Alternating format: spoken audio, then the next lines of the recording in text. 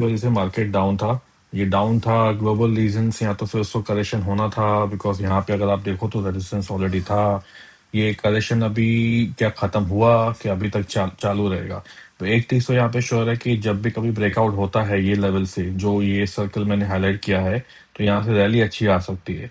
तो अगर आप चाहें तो ये पार्ट जो है, अभी हो सकता है कि हम इस पर्टिकुलर रेंज में ही फंसे रहें कुछ टाइम के लिए।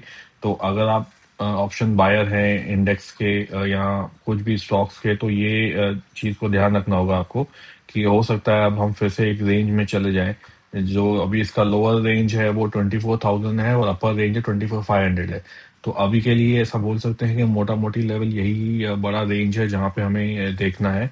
अब हम देखते हैं कि डेटा क्या आज रिवर्सल कंफर्म कर रहा है कि नहीं।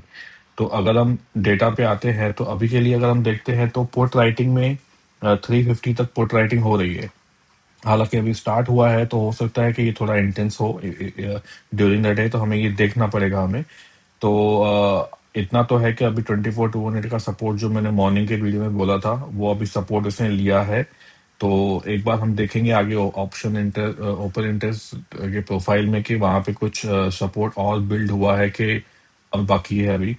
फॉर नाउ अभी स्टॉक्स की बात करें तो रिलायंस और रिलायंस ने अच्छा ओपन इंटरेस्ट बिल्डअप करना दिखाया है। एमसीएक्स और डीएलएफ में एमसीएक्स में रिकवरी हुई है, डीएलएफ आई थिंक डाउन है। कोशिश कर रहा है रिकवरी करने का। नायका ने अच्छा मूव किया है, इसका लॉन्ग बिल्डअप हमने देखा था ऑलरेडी अपने पोजिशनल इंटेलिजेंस पेज में।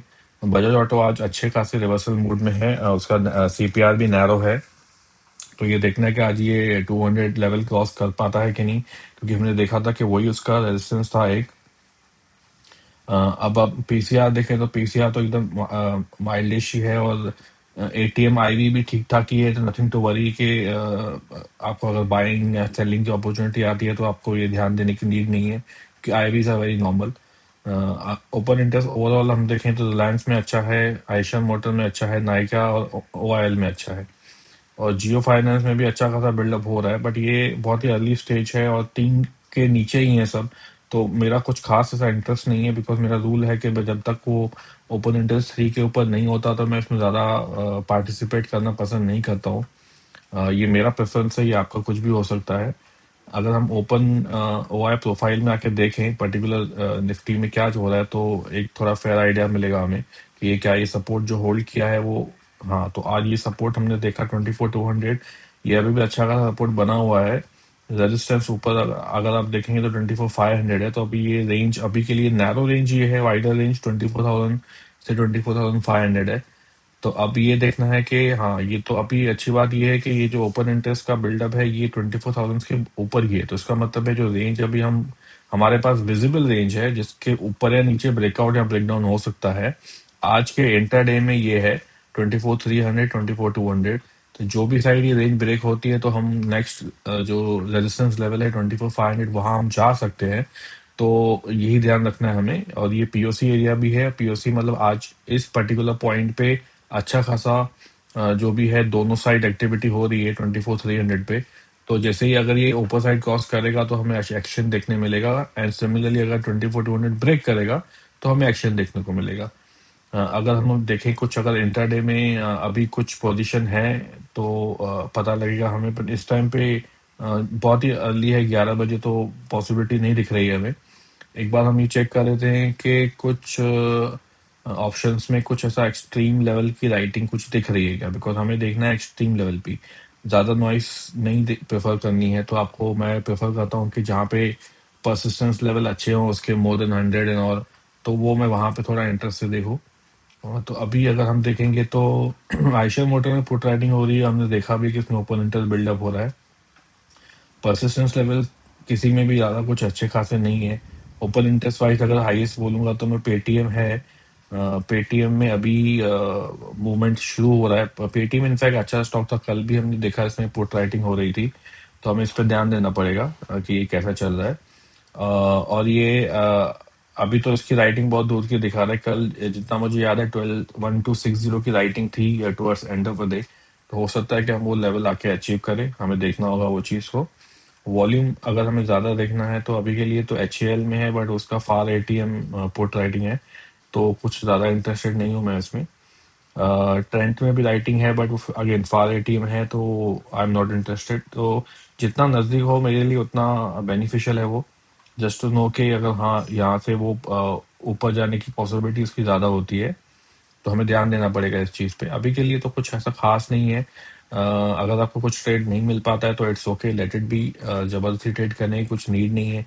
कुछ अगर एक्सट्रीम लेवल पे आपको मिलता है बिल्डअप, जैसे अभी ये रिलायंस बिल्ड होना शुरू हुआ है, तो हम एक बार ना क्या करते हैं, इसका ओपन इंडेक्स प्रोफाइल चेक कर लेते हैं रिलायंस का कि 1290 पे अगर हम हैं अभी 1293, तो क्या ये अगर बिल्डअप कर रहा है तो ये क्या सस्टेनेबल बिल्डअप है कि ये क्या हम रेजिस्टेंस के नियर हैं। तो अभी के लिए अगर हम देखें, एक चीज जो हमेशा बोलता हूँ मैं कि अगर हम पुट वॉल के नीचे हैं तो हमारे लिए बहुत ही अच्छा अपॉर्चुनिटी होती है वो स्टॉक में एंटर करने के लिए।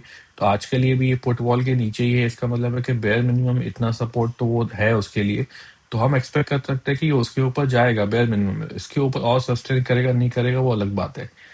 तो एक चीज अगर जो मैं ये बोल रहा हूँ कि ये पुट वॉल के नीचे होना और जहाँ पुट राइटिंग दिखना या ओपन इंटरेस्ट बिल्डअप होना, वो आपके लिए एक अच्छा खासा ट्रेड बन सकता है कि जब आप वॉल माइग्रेशन का जो हमने स्क्रीन बनाया था, अगर आप वहां जाके कुछ ऐसा स्टॉक देखते हैं जो अपने बिलो सपोर्ट चल रहा है, ठीक है, ये स्टॉक आप प्रेफर करो कि एंड ऑफ अ डे में ही आप इसकी लिस्ट बना के रखो।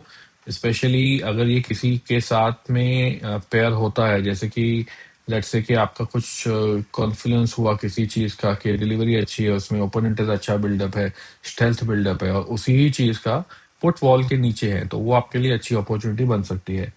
अब जैसे हम बिलो सपोर्ट पे क्लिक करेंगे यहाँ पे, तो हमें दिखेगा कि रिलायंस जैसे हमने देखा भी दिखा रहा है, बाकी के स्टॉक्स भी हैं, बट हमें ये समझना पड़ेगा कि उसका कॉल वॉल कहाँ है, क्योंकि अगर कॉल वॉल और पुट वॉल सेम है तो ही एक बेटर अपॉर्चुनिटी बन सकती है। बट अनलेस की ये राइटिंग ये ज्यादा ओवर शेडो ना हो जाए और यहाँ पे बिल्डअप हो, जैसे रिलायंस हमने देखा कि बिल्डअप था, तो इसीलिए हमने वो अपॉर्चुनिटी एक बार दिख रही है कि 13 के ऊपर जा सकता है ये।